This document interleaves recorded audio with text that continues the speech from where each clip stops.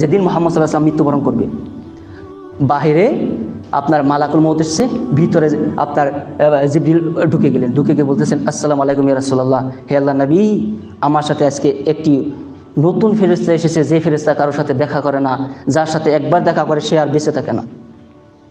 তো মুহাম্মদ সাল্লাল্লাহু আলাইহি ওয়াসাল্লাম বুঝতে পারলেন যে কে এসেছে, ও মালাকুল মউত এসেছে, আজরাইল এসেছে, হ্যাঁ ওকে আসতে আসছে। আসসালামু আলাইকুম ইয়া রাসূলুল্লাহ, মালাকুল মউত সালাম দিচ্ছে। কাকে? মুহাম্মদ সাল্লাল্লাহু আলাইহি ওয়াসাল্লাম।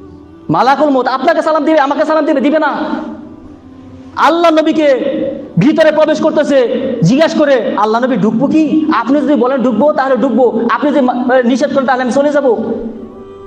চিন্তা করতেছেন, যখন বললেন যে মালাকুল মউত ভিতরে আসছে, ভিতরে প্রবেশ করলো, সবটা বলছে যে হে মুহাম্মদ সাল্লাল্লাহু আলাইহি ওয়াসাল্লাম, আল্লাহ বলে দিয়েছেন যে আমার নবী যদি আইতে চায় আমার কাছে তাহলে নিয়ে আসো, যদি না আসতে চায় তাহলে তাকে নিয়ে আসতে হবে না। এই কথা বললেন, বলার সাথে সাথে আল্লাহ নবী জিবরিলকে বলল, ও জিবরিল তুমি কি বলো? মানে আল্লাহ নবী তাকে ধরেন যে এই চোখের ইশারাতে বলছে, জিবরিল তুমি কি বলো, আমি কি চলে যাব না থাকবো? তো জিবরিল বলছে, হায় আল্লাহ, আপনি বলেন কি? আপনি চলে যাবেন এই খুশিতে গোটা আরশে আপনার ফেরেশতারা ফেস্টিভ্যাল শুরু করতেছে, উৎসব শুরু করে দিয়েছে, আপনি যাবেন? হায় হায়, আপনি যাও তো আমাদের সৌভাগ্য, চলেন।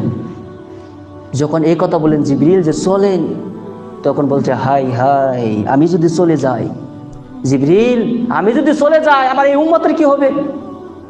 জিবরিল আমি যদি চলে যাই আমার উম্মতের কি হবে? যাও যাও, আল্লাহর কাছে যাও, আল্লাহকে জিজ্ঞাসা করো, আমি যদি চলে যাই আমার এই উম্মত তো মাথায় ছাড়ছাড়া হয়ে যাবে, এদের অবস্থা কি হবে? জিবরিল আল্লাহকে বলো যে আমি যদি চলে যাই এদের কি হবে?